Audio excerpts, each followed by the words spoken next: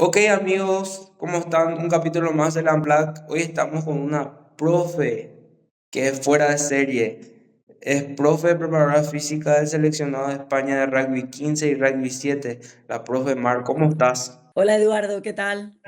Es un Encantada de placer, estar aquí contigo. es un placer tenerte en el Unplugged. Disculpame las horas de diferencia, pero para mí es un boom mostrar que en el rugby también las mujeres tienen su espacio. Y no es que es del rugby femenino, pero es una profe que trabaja con varones. Sí, bueno, justo ahora, este año he empezado a trabajar en el rugby 7 femenino, pero he estado 12 años con el rugby 15 masculino, con la selección nacional. Y bueno, y hago cosas a nivel grupos individuales, sigo haciendo con rugby masculino, pero con la selección ahora he empezado este año con el 7 femenino. Así que, y muy contenta con el nuevo proyecto.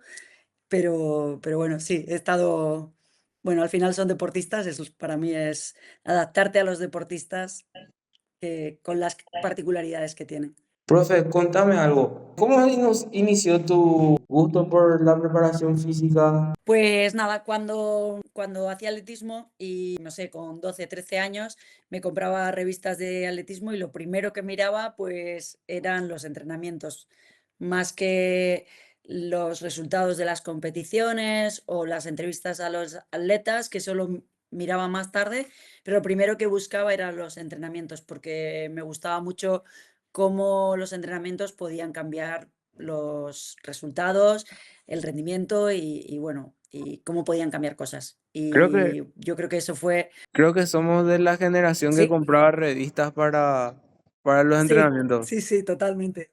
Sí, sí.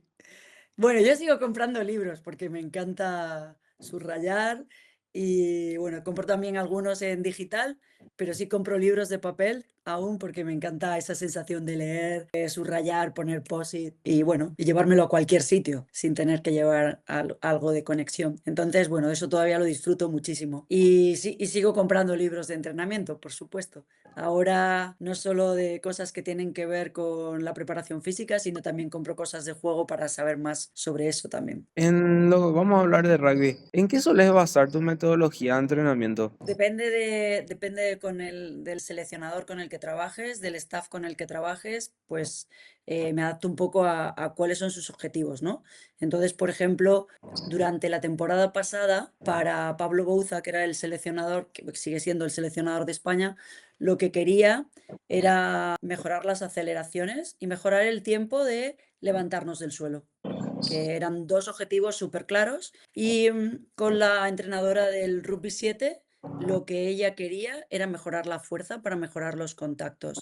Entonces, esta es como la primera cosa para decidir cómo voy a entrenar y qué voy a entrenar y cuánto tenemos que poner para hacer eso. Entonces, lo primero que hacemos es medir cómo estamos en esas métricas que queremos cambiar y con eso pues ajustamos y cómo lo distribuimos en un periodo largo donde queremos llegar y en un periodo más corto o en un microperiodo para ir trabajando semana a semana. Un poco esa sería la distribución y luego llevarlo al gimnasio y al campo y al trabajo individual que hace el jugador o la jugadora. En metodología, ¿con quién te llevas más? ¿Con la versión rusa o la versión americana? ¿O la española? Porque yo la conocía allá también. O sea, hay varias por donde agarrarse. ¿Con cuál? Pues ahí voy mezclando porque casi siempre uso una metodología ondulante y voy variando, no depende. Y ahora lo que hacemos, por ejemplo, es esta cosa de días muy cargados en campo y gimnasio y días muy bajos, como high-low, y esto nos está funcionando muy bien, muy, muy bien. Y a largo plazo, sí, casi siempre eso hacemos, en cuanto a fuerza, hacemos metodología ondulante, la periodización ondulante. Te estaba escuchando ya referente al tema de recuperación, porque realmente ahora en estos tiempos de la preparación física, ahora el punto G de la preparación física ahora es la recuperación. ¿Cómo se mide la recuperación? Estaba viendo que monitorean el sueño y hablaban de los ritmos cardíacos durante el sueño. ¿Me puedes contar un chiquitito sobre eso?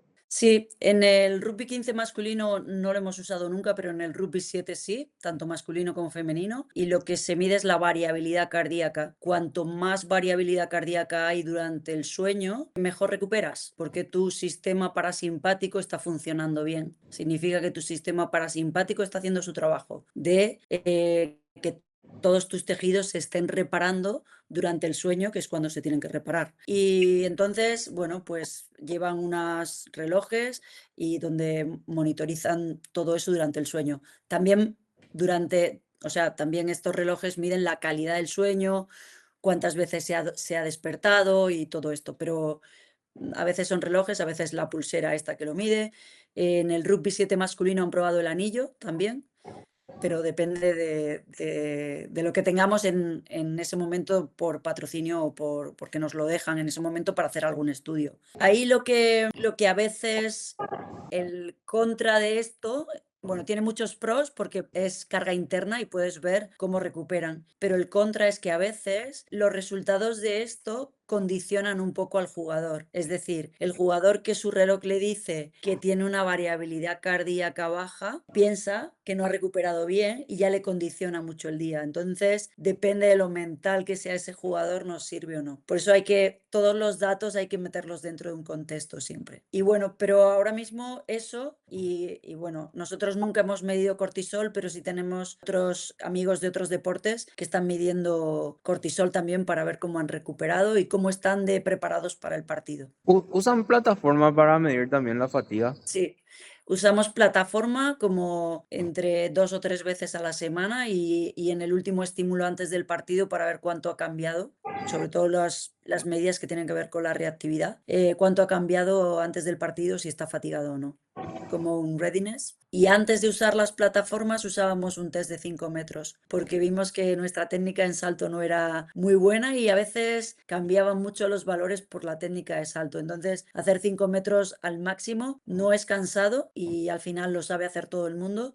Y durante muchos años hicimos un test de 5 metros y nos fue muy bien, pero luego ya empezamos a usar plataformas que son muy precisas y bueno, y es muy rápido porque con un programa pasan todos muy rápido y lo puedes ver cuánto se ha desviado de su valor. Otra consultita. Al medir la carga, nosotros que somos preparadores físicos, ¿te chocaste alguna vez que algún profe te dijo, no me importa, este jugador va a jugar igual? Sí, muchas veces, pasa eso muchas veces. Justo a veces hablamos de, hay jugadores que nos gustan porque son muy fuertes, muy rápidos, pero hay jugadores que nos gustan porque ven muy bien el juego. Entonces esas dos cosas hay que tenerlas en cuenta. La clave ahí está en cómo el entrenador, el head coach, explica la importancia de medir las cosas. Es importante porque tenemos que mejorar, pero no tiene por qué ser un punto de selección para el equipo, porque hay otros valores que no tienen que ver con las medidas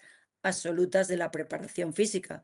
Hay muchos valores como cuánto hace ese jugador para el equipo, o cómo ve el juego, o cómo distribuye el juego, o emotivamente cuánto implica que esté dentro del campo. Entonces, casarse con siendo el mejor en el Bronco Test, vas a jugar seguro, pues es muy arriesgado. Y sí, pues hay gente que hay entrenadores que no hacen, o sea, no les importan los datos de GPS, hasta que tienen que decidir, por ejemplo, entre dos jugadores de las mismas características. Yo creo que ahí ayudan bastante. Pero para mí, más que para hacer una jerarquía de jugadores, los datos de GPS nos ayudan sobre todo para controlar la carga y saber qué progresión estamos llevando, si nos hemos pasado o no, si tenemos que hacer una compensación porque nos hemos quedado cortos. También para cuando un jugador lesionado vuelve al juego,